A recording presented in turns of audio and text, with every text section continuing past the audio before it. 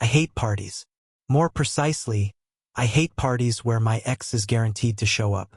But saying no wasn't an option. Mutual friends, promises, and most of all, that strange fear of looking lonely in a sea of glowing couples at a loft apartment on the Brooklyn waterfront.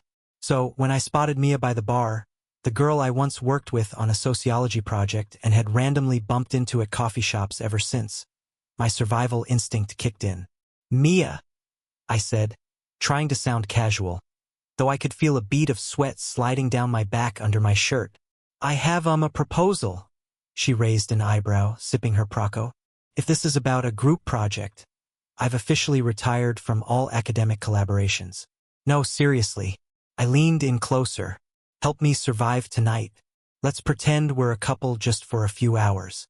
Her laugh rang out louder than necessary. A few people turned their heads. "Oh my God, you're kidding." "Unfortunately, no. My ex is here, and if I'm not mistaken, you had someone from this circle, too." Mia hesitated. Something flickered in her eyes, like reluctant admission. "Well, yeah, there's this persistent guy I sent on vacation 2 years ago, and he still DMs me on Instagram." "Perfect. We'll save each other." A beat, and she stretched out her hand like she was striking a deal. "Fine, but just so you know, if this goes sideways, you owe me at least an almond milk latte." We shook on it, and suddenly it felt way more official than any of my so-called real relationships. The first test came faster than I had time to breathe in relief. Out of the crowd, Sarah, my ex, was striding toward us in a wine-colored dress, wearing that smile that always reminded me of predators on the Discovery Channel. "Oh, hey, Alex." Her voice chimed, sweet and venomous at the same time. "And who's this with you?" For a split second, I froze. Then Mia, without missing a beat, slipped her hand into the crook of my arm so naturally as if she'd done it 100 times before. "I'm Mia," she said, offering her hand. "Alex's fiancé." I nearly choked on my own air. "Fiancé?" Sarah's eyes lit up. "Fiancé? How interesting." I tried to add something, but my tongue tied itself in knots. Mia, on the other hand, looked like she was thoroughly enjoying herself. "Yes," she added with an innocent smile. "We've known each other for what, Alex?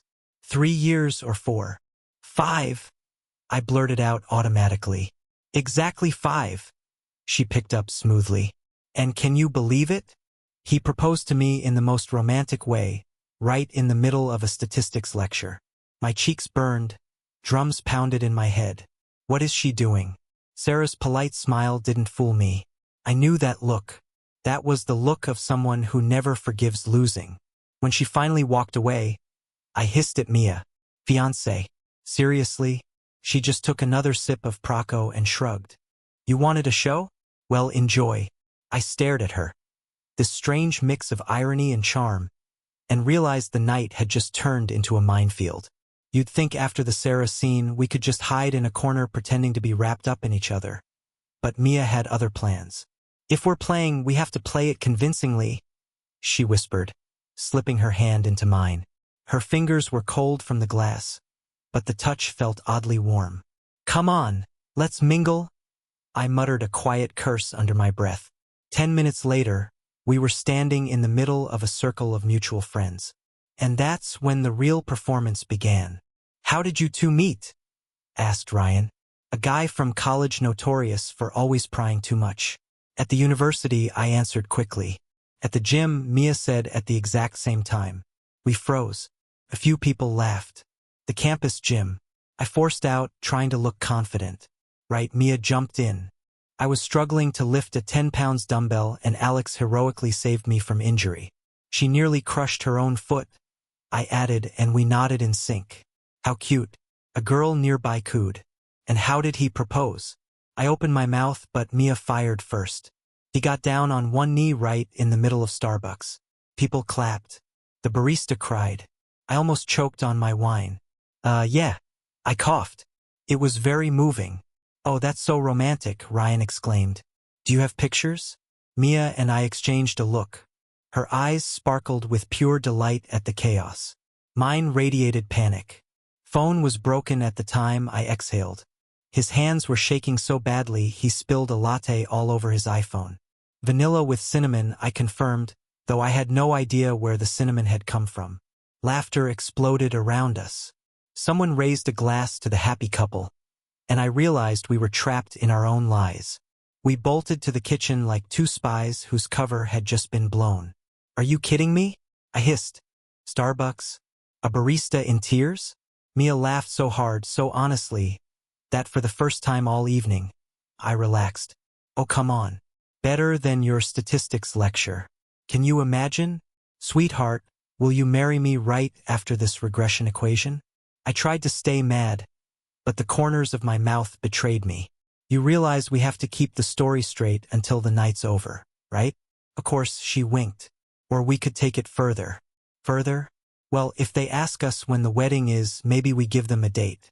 I almost dropped my glass. "You're insane." "Maybe, but look at Sarah's face." Mia tilted her head toward the living room where my ex was dramatically swirling her wine glass, trying hard to look indifferent. "She's about 2 seconds away from biting the stem off." "Priceless." I sighed. Inside me, two feelings tangled together. Fear and a strange kind of satisfaction. For the first time in a long while, there was someone beside me who made it safe to be ridiculous. "Fine," I said. "If we're playing this game, we might as well win." "Now that's the spirit." Mia tapped my shoulder. "Let's go make our legend." I didn't know then that the legend would soon start writing itself and not by our rules. Back in the living room, we landed right in the center of the party. Music was louder, the lights warmer, and the circle around us even more curious. "So, when's the wedding?" someone shouted from the crowd. I froze. But Mia, without missing a beat, raised her glass and declared, "September on the Hudson River." The room erupted with chatter. Questions rained down. "What's the dress like? Who's the best man? Where's the honeymoon?" "Paris," I blurted out, trying to sound convincing.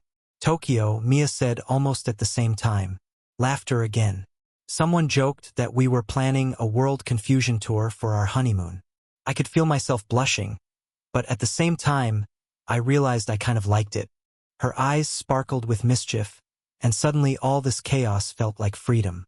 Half an hour later, we were already dancing. Not because I liked dancing, but because Mia had practically dragged me to the middle of the room. "If we're a couple," she whispered, "we have to make people believe we're, well, actually a couple." She wrapped her arms around my neck, and I hesitantly placed my hands on her waist. The music pounded in my chest, and for a moment the world shrank to her smile and the way she looked straight into my eyes. "You know," she whispered, "we look dangerously convincing." I swallowed hard. "This isn't a game anymore, is it?" She didn't answer. She just laughed and spun me around, so I nearly collided with the couple next to us. Laughter erupted again. And then he appeared. "Mia," a voice called from behind. We turned. Standing there was a tall guy in an expensive suit wearing that same confident smirk she had mentioned. Her ex David. She hissed through clenched teeth. "So, this is your—" He glanced at me, his gaze sharp enough to feel like a punch through jeans and a shirt. "Fiancé?" "Yes." Mia straightened. "My fiancé?" David extended his hand. I shook it, and in his eyes sparked a challenge. "And the ring?" he asked, feigning innocence. My heart plummeted, but Mia stayed cool. We were still choosing. "Alex wants something special." "Oh," David said with a sly squint. "I thought the fiancé usually knows how to surprise his bride." I opened my mouth, but Mia beat me to it. "He's planning a surprise, right, darling?" "Absolutely," I muttered, feeling my brain spin with a single thought. "We're doomed." "Good luck then," David said, but his eyes clearly said, "I'll catch you out." When he walked away, we both exhaled in sync. "Did you see his face?" I whispered. "I did, and I know he won't back off." "What do we do?" Mia looked at me with that same spark she'd had at the start of the night. "We play better." And I realized this night had plenty more surprises in store for us. After the encounter with David, we stuck closer together like two conspirators, and just then the party took another turn. Someone loudly declared it was time for love toasts. "Great," I muttered. "They're about to put us on display," and sure enough they did. Friends, acquaintances, Even a few strangers started nudging us toward the center of the room. Come on, newlyweds. Tell us how you knew you were made for each other. I felt the ground slip beneath my feet, but Mia, holding my hand, stepped forward.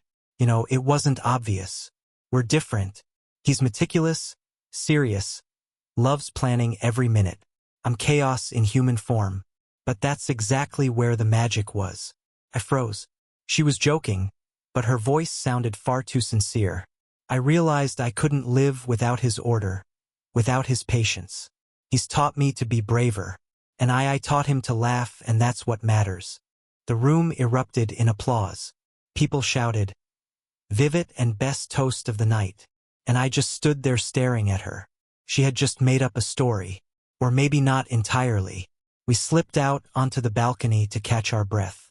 The Brooklyn lights sparkled below and the wind teased her hair. That was, I began. Brilliant, she winked. Dangerously honest, I replied. Mia took a sip from her glass and stayed quiet. The silence between us was strangely comfortable. And what would you have said? She finally asked. I shrugged. That I always thought you too loud, too bright. And today I realized that maybe that's exactly what I was missing. She shivered as if my words hit closer than I intended. Alex, remember, we're playing a game. I remember, but it feels real.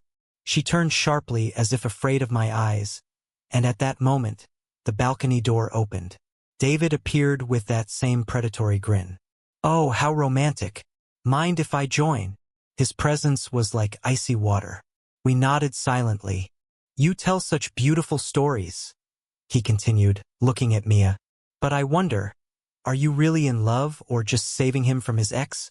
Mia squeezed my hand so hard I felt it ache. Panic flashed in her eyes. I didn't let her answer. She's in love, I said firmly, just like I am.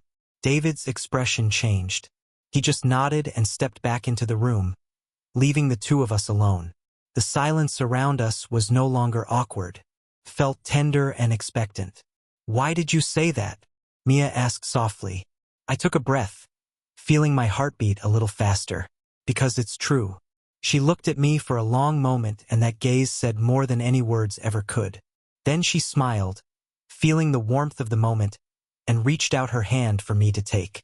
We stood side by side, looking out at the city at night. The party inside had grown louder, but for us there was only this moment, this connection. Mia said quietly, I haven't let myself believe in anyone for a long time, but tonight you made me believe, and it's amazing. I stepped a little closer.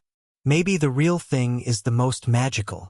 She looked at me for a long time, and then we laughed together genuinely and freely. You're an idiot, she said, but her eyes were full of tenderness. Maybe, I smiled, but you're idiot. She reached out her hand and I took it. In that moment, everything around us faded away. There was only us, the night city, and the unexpected real warmth between us. Voices rang out from the kitchen. Hey, newlyweds, where are you? Let's get a photo for memory. We exchanged a glance. Well, groom, ready for another round of legends? Mia smiled. With you always, I replied. And we walked into the crowd, no longer feeling like it was a game. Because now it didn't matter who would believe our story. We had believed in it first.